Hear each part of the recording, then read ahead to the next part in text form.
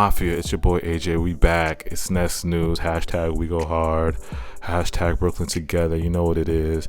Make sure you guys hit that like button to support the channel. Subscribe if you're new. Please subscribe and hit that notification bell so you don't miss any breaking Brooklyn Nets news. And follow me on Instagram at NetsKingdom711.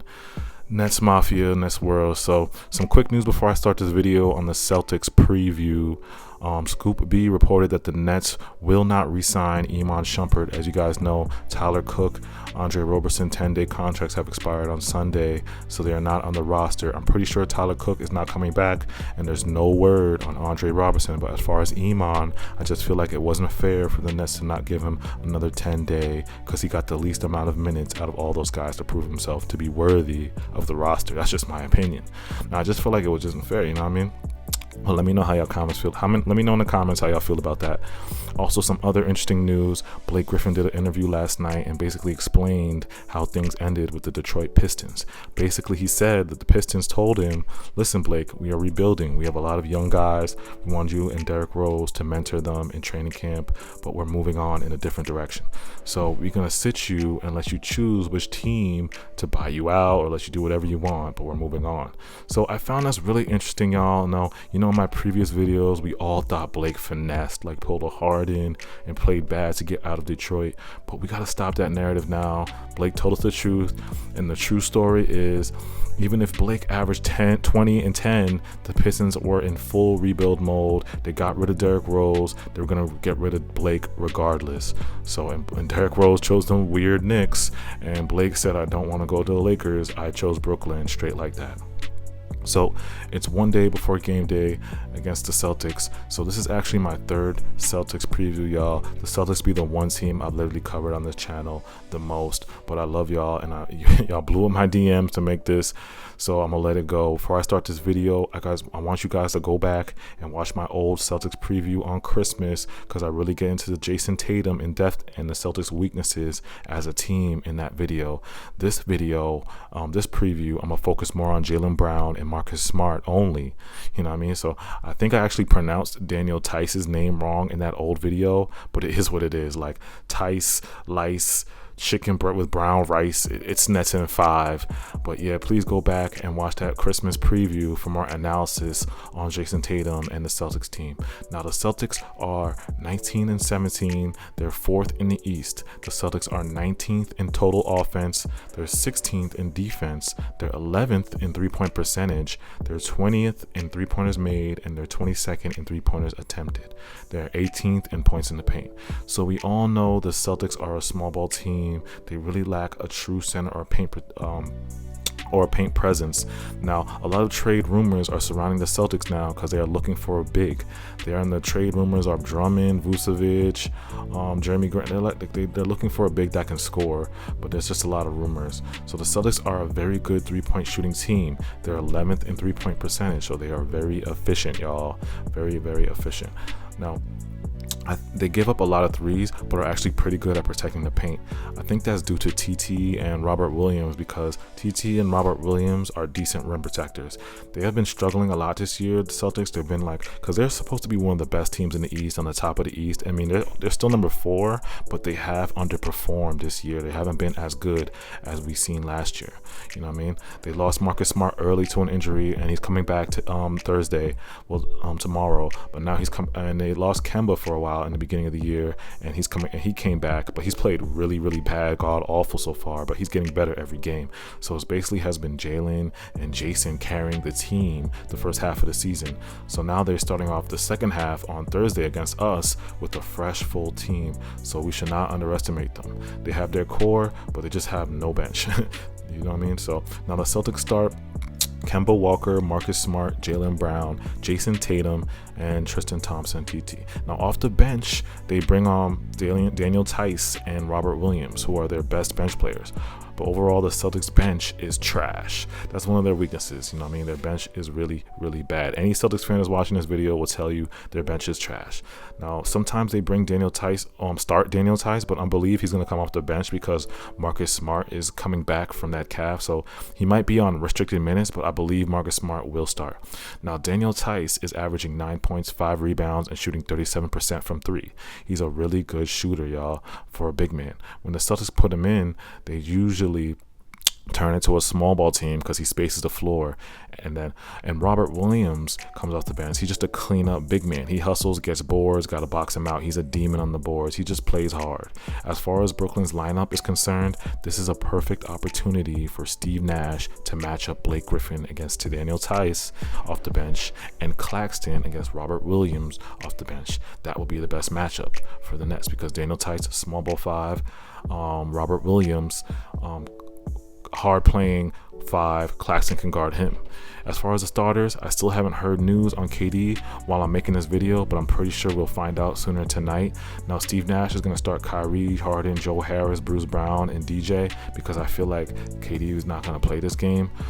So DJ is going to match up with TT. But if KD does play, then we'll probably start the big 3 with Joe Harris and DJ. Again, y'all know my opinion. I think I'd rather have Joe Harris be our 6th man coming off the bench and play with Blake and Harden, but that's just me. I'm telling y'all what Steve Nash is going to do, you know what I mean? He's most likely going to keep Joe in that starting lineup regardless. Now, I'm going to focus on the 2 of the most important players for the Celtics, Marcus Smart and Jalen Brown. These are the 2 not talked about players. Again, if y'all want more on Jayson Tatum, watch my Christmas preview. Now, Marcus Smart is averaging 13 points, 2 rebounds, 6 assists. He's shooting 31% from 3, which is terrible, but that's not where Marcus impacts the game. Marcus Smart is basically the Celtics version of Bruce Brown, y'all. He's the anti-Bruce, y'all. He's a strong point guard, about 6'3", 6'4". His defense is really good. He's an all defense type of player. He's an excellent defender. He can guard 1 through 5, multiple positions due to his size and his quickness combination, just like Bruce Brown is for us.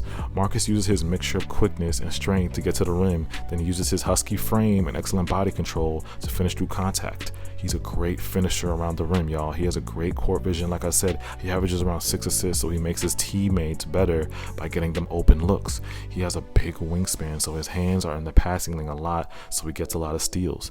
At his best, he's probably one of the best on-the-ball defenders in the league at his best, you know what I mean? He can put him in the top 5 on-the-ball defenders.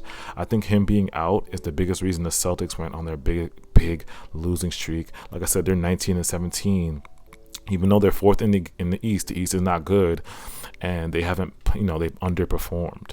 Now, Marcus Smart is just that motivator. He's that grit that the Celtics need, you know what I mean? I remember watching the playoffs. I think it was the Eastern Conference Finals last year against the Heat, and the Celtics lost a game, and Marcus Smart went to the locker room and blacked on everybody, y'all. He went crazy on his teammates, yelling at them. Then the next game, I think they won. Like, he's just that motivator, you know what I mean? He brings that grit, And I got a lot of DMs like, oh, we smoked Marcus Smart on Christmas, blah, blah, blah. But, like, y'all don't understand. I'm never worried about Marcus Smart shooting threes. I'm more worried about the little things he does, the defense, the steals, you know what I mean? He impacts the game, kind of like how Bruce Brown impacts the game for us. He impacts the game just the same way for the Celtics, you know what I mean? So I'm interested in seeing Marcus Smart against Bruce Brown. I'm interested in seeing that matchup, you know what I mean?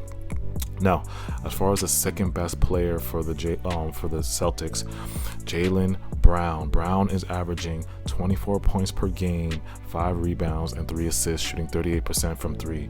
So, what can I say about Jalen Brown? He's one of the best two-way players in the game right now. He reminds me of Jimmy Butler, but just a way better scorer. Jalen's a 6'7", 7-foot wingspan, has fantastic strength and explosiveness. Like he's bouncy, y'all. He is an amazing on-the-ball defender. Also, that's what makes him stand out. Just that he can score so well and play defense.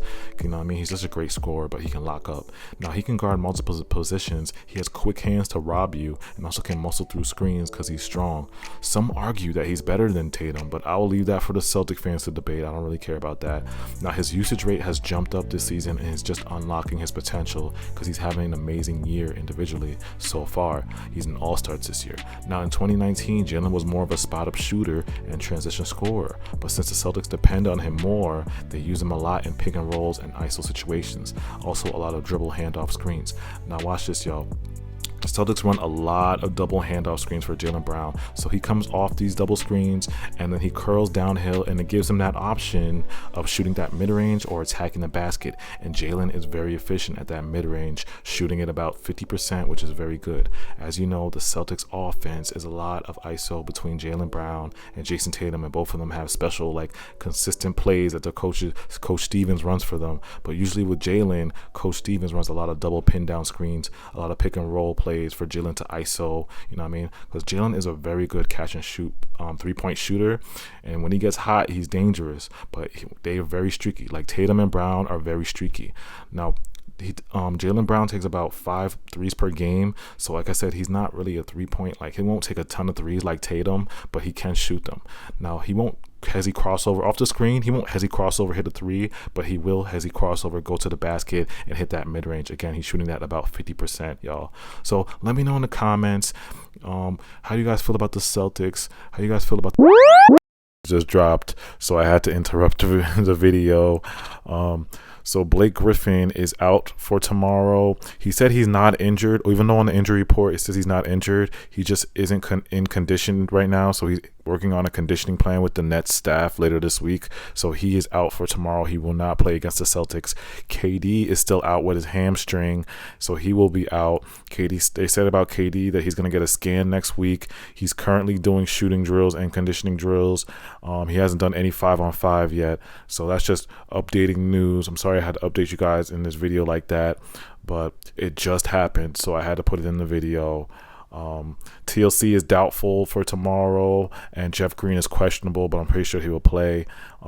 That is the injury report for tomorrow. So let me know in the comments how you guys feel about that news and about the Celtics. How will we beat them? Let me know in the comments how you guys feel about this preview, how you feel about the Celtics. It's your boy AJ. I'm out.